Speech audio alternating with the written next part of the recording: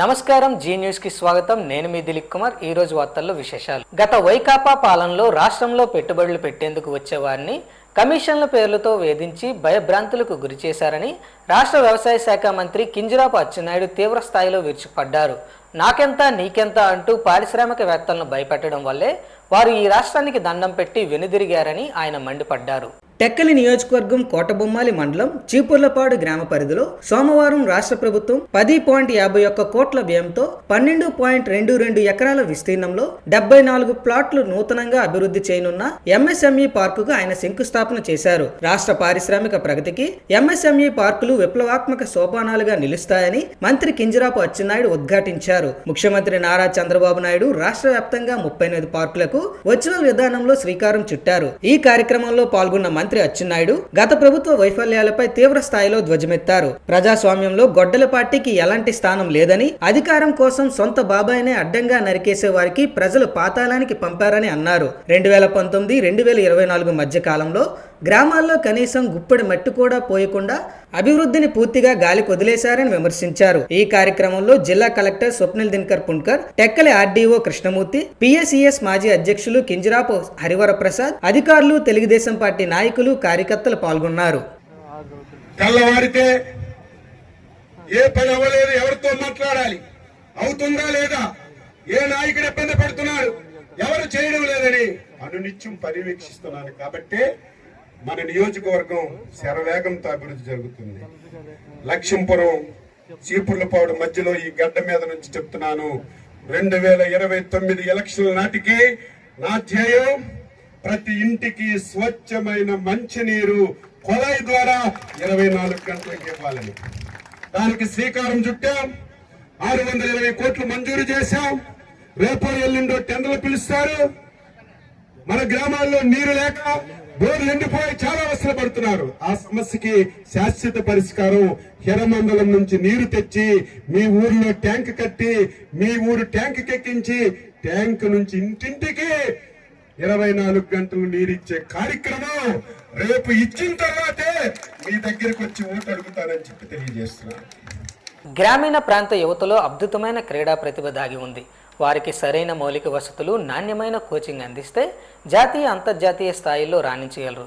జిల్లాలో అన్ని వసతులతో కూడిన క్రికెట్ స్టేడియం ఏర్పాటుకు సాయశక్తులా కృషి చేస్తామని ఆమ్దలవలస శాసనసభ్యులు, రాష్ట్ర పీయూసీ చైర్మన్ కోన రవికుమార్ పేర్కొన్నారు. శ్రీకాకుళం ప్రభుత్వ ఆర్ట్స్ కళాశాల ప్రాంగణంలోని జిల్లా క్రికెట్ అసోసియేషన్ కార్యాలయంలో నూతనంగా ఏర్పాటు చేసిన జిల్లా స్థాయి పురుషుల, మహిళల క్రికెట్ శిక్షణా కేంద్రాన్ని ఆదివారం ఆయన జిల్లా ఎస్పీ కేవి మహేశ్వర్ రెడ్డితో కలిసి ప్రారంభించారు. జిల్లా క్రికెట్ సంఘం అధ్యక్షుడి హోదాలో ఆయన ఈ ప్రతిష్టాత్మక కార్యక్రమంలో పాల్గొని క్రీడాకారులకు దిశానిర్దేశం చేశారు. ఈ సందర్భంగా కోన రవికుమార్ మాట్లాడుతూ జిల్లాలో క్రికెట్ అభివృద్ధికి ఆంధ్ర క్రికెట్ అసోసియేషన్ పూర్తి అండదండలు అందిస్తుందని తెలిపారు. ప్రతి ఒక్కరికి ఒక రంగంపై ఆసక్తి ఉంటుందని, ఈ మధ్య కాలంలో యువత క్రికెట్ వైపు ఎక్కువగా ఆకర్షితులవుతున్నారని చెప్పారు. క్రీడల్లో ఒక అడుగు ముందడుగు వేస్తే అది భవిష్యత్తుకు ఎంతో ఉపయోగపడుతుందని క్రీడాకారుల్లో ఉత్సాహం నింపారు. విద్యార్థులు ఎల్లప్పుడూ తమ స్వయం ప్రతిభను నిరూపించుకోవడానికి ప్రయత్నించాలని, తల్లిదండ్రులపై భారం కాకుండా వారికి అండగా నిలిచేలా ఎదగాలని హితవు పలికారు. క్రీడలు శారీరక దృఢత్వంతో పాటు యువతలో క్రమశిక్షణ, ఆత్మవిశ్వాసం, నాయకత్వ లక్షణాలను పెంపొందిస్తాయని వివరించారు. శ్రీకాకుళం జిల్లా superintendent of police KV Maheshwar Reddy మాట్లాడుతూ విద్యార్థుల చదువుకు తొలి ప్రాధాన్యత ఇస్తూనే క్రీడలను ఒక లక్ష్యంగా ఎంచుకొని ముందుకు సాగాలని సూచించారు. ఎచ్చెర్లలోని పోలీస్ మైదానంలో రన్నింగ్, క్రికెట్ ట్రాకులు సిద్ధంగా ఉన్నాయని, యువత అక్కడ టోర్నమెంట్లు, మ్యాచ్లు ఆడుకోవచ్చని తెలిపారు. ముఖ్యంగా మహిళల క్రికెట్ టోర్నమెంట్లకు ఉచితంగా అనుమతి ఇస్తామని ప్రకటించారు. అయితే ఆడిన తర్వాత మైదానాన్ని శుభ్రంగా ఉంచుకోవాల్సిన బాధ్యత క్రీడాకారులపైనే ఉందన్నారు. ఈ కార్యక్రమంలో జిల్లా క్రికెట్ సంఘం ప్రతినిధులు, క్రీడాకారులు పెద్ద ఎత్తున పాల్గొన్నారు.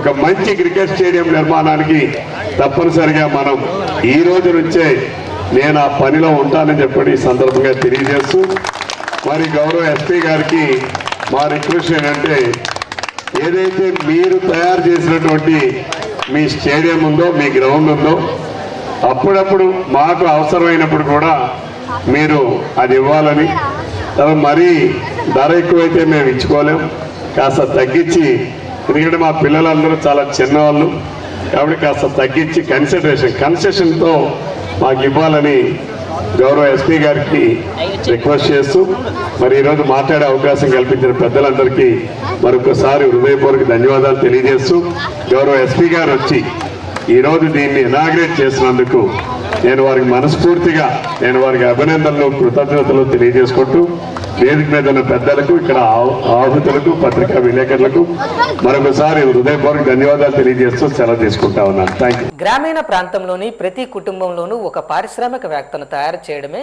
కూటమి ప్రభుత్వ ప్రధాన లక్ష్యమని ప్రభుత్వ విప్ ఇచ్చాపురం ఎమ్మెల్యే బెందాలం అశోక్ స్పష్టం చేశారు.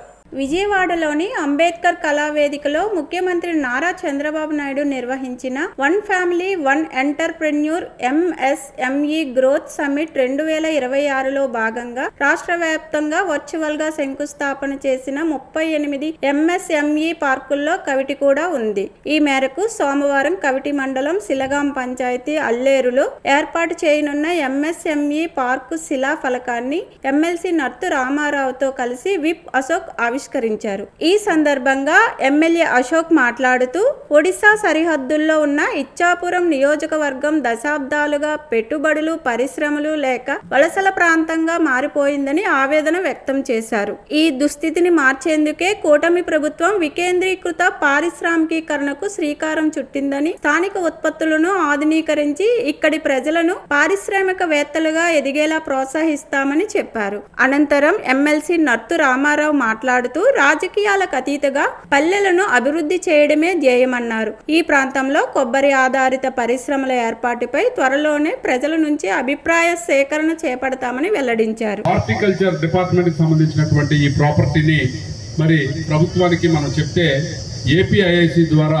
దీన్ని సేకరించి ఇక్కడ ఒక కోకోనట్ పార్క్ కి సంబంధించినటువంటి ఎస్టాబ్లిష్మెంట్ చేయాలని ఒక నిర్ణయం తీసుకోవడం జరిగింది. అయితే చాలా మందికి తెలియదు ఈ కోకోనట్ పార్క్ అంటే ఏంటి, ఈ కోకోనట్ పార్క్ వల్ల మనకు వస్తున్నటువంటి ఉపయోగాలు ఏంటి, మరి దానివల్ల మన ఉద్యాన ప్రాంతానికి ప్రత్యేకంగా ఏ రకమైనటువంటి లాభం చేకూరుతుందన్న విషయం ప్రతి ఒక్కరూ తెలుసుకోవాల్సినటువంటి అవసరం. ముఖ్యంగా ఏంటి అని అంటే కోకోనట్ పార్క్ మనం చాలా వరకు మన దగ్గర వస్తున్నటువంటి కాయ దిగుబడిని డైరెక్ట్గా మనము అక్కడ ఉన్నటువంటి వ్యాపారస్తుడికి వాళ్ళు కట్టినటువంటి రేట్లకి మనం అమ్మేస్తున్నటువంటి పరిస్థితి ఉంది. సూక్ష్మ చిన్న మధ్య తరహా పరిశ్రమల స్థాపన ద్వారా గ్రామీణ ఆర్థిక వ్యవస్థను బలోపేతం చేయడమే లక్ష్యంగా ప్రభుత్వం అడుగులు వేస్తుందని జిల్లా కలెక్టర్ స్వప్నిల్ దినకర్ పుణ్కర్ అన్నారు. జలుమూరు మండలం ఏనేటి కొత్తూరు గ్రామంలో 9.27 కోట్ల అంచనా వ్యయంతో 8.95 ఎకరాల విస్తీర్ణంలో నూతనంగా నిర్మించనున్న MSME పార్కుకు సోమవారం ఆయన స్థానిక ఎమ్మెల్యే బగ్గు రమణమూర్తితో కలిసి భూమి పూజ చేశారు. విజయవాడలో ముఖ్యమంత్రి నారా చంద్రబాబు నాయుడు నిర్వహించిన one family one entrepreneur summit లో భాగంగా జిల్లాలో ప్రతిపాదించిన 4 కొత్త పార్కులను ఇక్కడ నుండే వర్చువల్ గా శంకుస్థాపనలు జరిగాయి.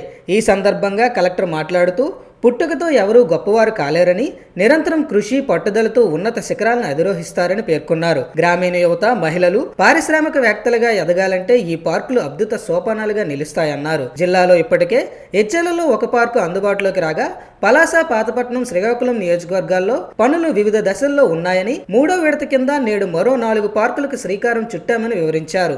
ఏనేటి కొత్తూరు పార్కులో కొబ్బరి పీచు, ఆకులు, బొమ్మల తయారీతో పాటు ప్లాస్టిక్ రీసైక్లింగ్, ఫుడ్ ప్రాసెసింగ్, కార్గెటెడ్ బాక్సుల తయారీ వంటి పరిశ్రమలకు అత్యుత్తమ మౌలిక వసతులు కల్పిస్తున్నట్లు కలెక్టర్ వెల్లడించారు.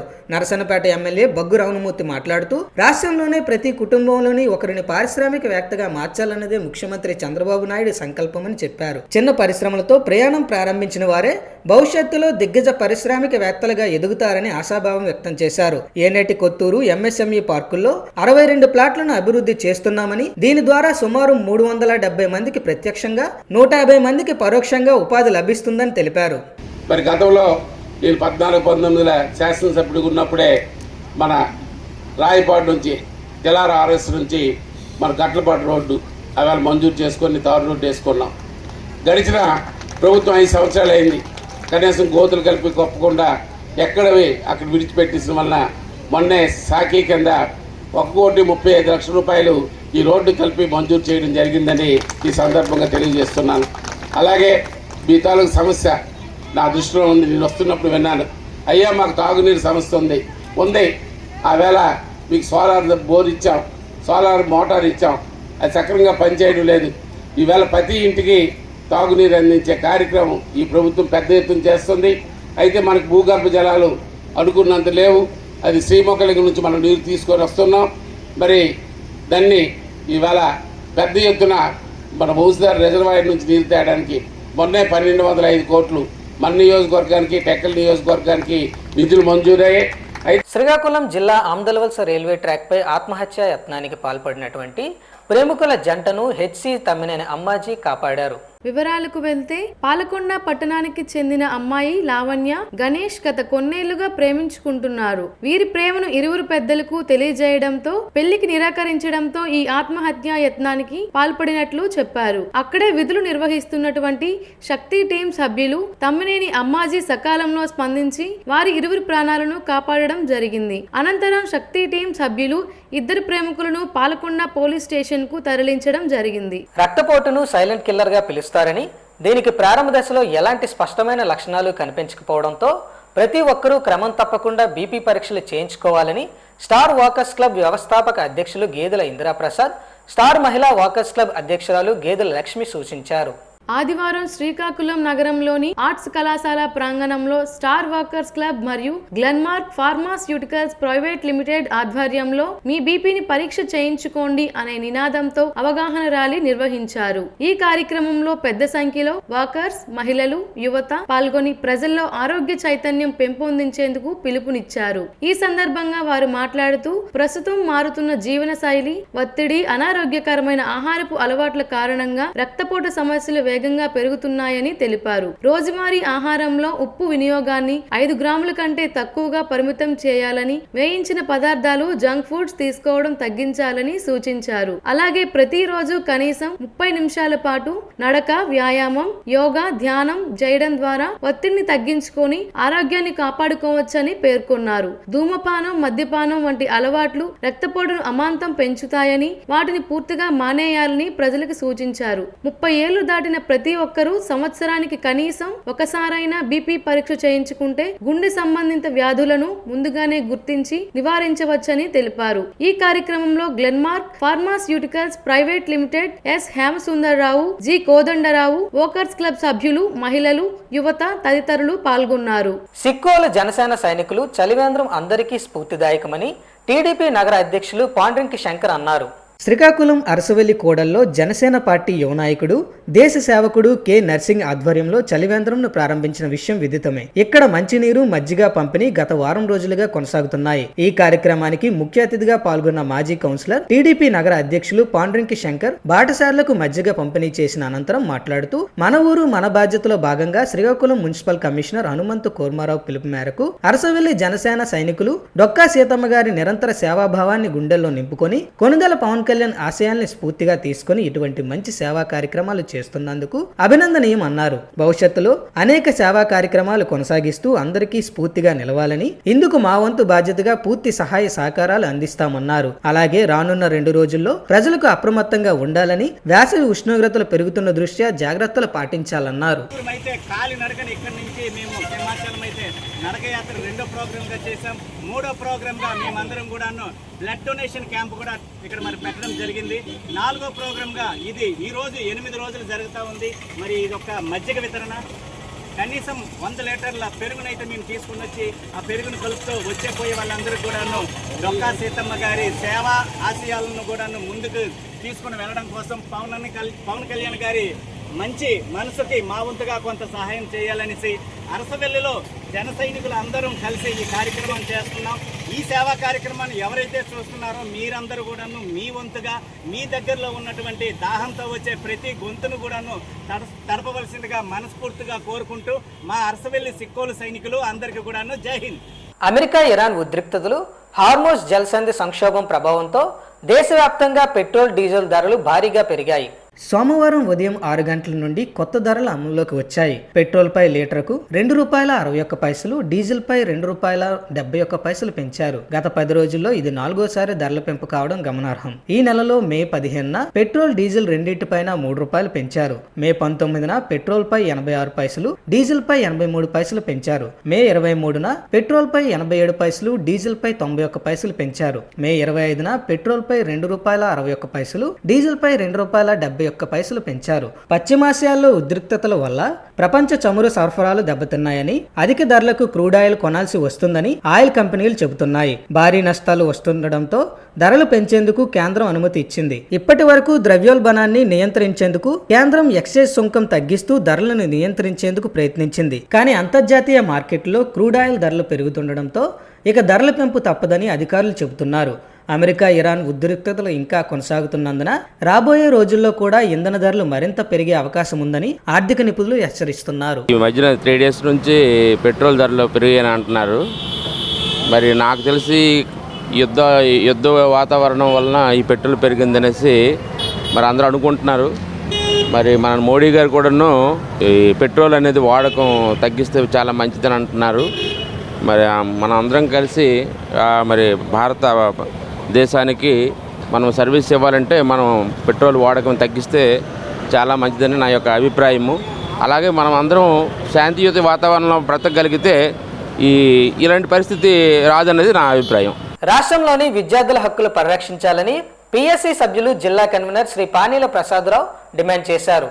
సోమవారం శ్రీకాకుళం నగరం జిల్లా పరిషత్ ప్రజా పరిష్కార వేదికలో భారత చైతన్య యువజన పార్టీ నాయకులు జిల్లా కలెక్టర్కు వినతిపత్రం అందజేశారు. ఈ సందర్భంగా ఆయన మాట్లాడుతూ విద్యా నాణ్యత మెరుగుదలలు, ప్రైవేటు ఉపాధ్యాయుల సమస్యలు మరియు అనుమతి లేని ప్రైవేట్ విద్యా సంస్థల నియంత్రణపై తక్షణ చర్యలు తీసుకోవాలని కోరారు. ఈ కార్యక్రమంలో పిఎస్సి సభ్యులు Kamithi Venkataramana, Srinibabu, HL convener Bodda Krishna, Pathapatnam convener Korada Prasad, Tekkali youth convener Karri Jagadeesh, Tekkali mandal convener sir Chiranjeevi, భారత చైతన్య యువజన పార్టీ నాయకులు, కార్యకర్తలు పాల్గొన్నారు.